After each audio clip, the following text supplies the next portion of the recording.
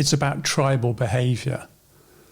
I think that's what links these apparently disparate groups together, that there are some very essential human truths about what brings a tribe or a unit together and what keeps them glued together, and also what, conversely, what splits them apart. But thinking that thing about building safety, I mean, the idea of bonds of belonging.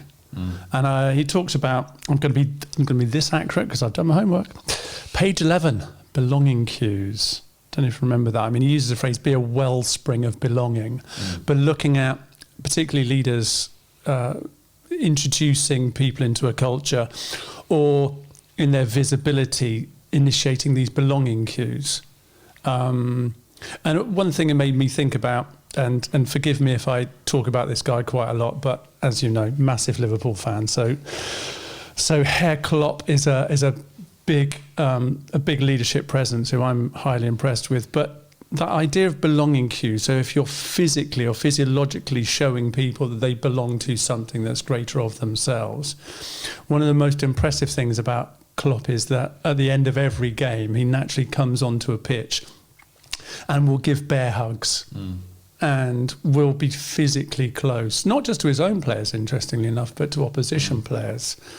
But that idea, picking up what Daniel Coyle says about belonging cues, how important that is to physically show the people that you are in a group or a unit or an organisation or a team with, of that sense of connection, physical connection, appropriately, obviously, but physical connection as a cue for saying, you belong to me, I belong to you, this is something we are truly connected with. And I thought, in how many organisations do people feel a tangible sense of belonging? I mean, I don't know, have you seen that in businesses? I actually have, and this was going to be a question I was going to throw to you, so you picked it, was which one do you see? Do I get next points for that? You can get some next points. Not many, but you can get some.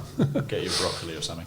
I actually have, which has been fascinating, because in my early career it wasn't so much. It was and to quote a book that we'll, I'm sure, spend some time on in another podcast, the Tribal Leadership, were very much stage two cultures, where the narrative is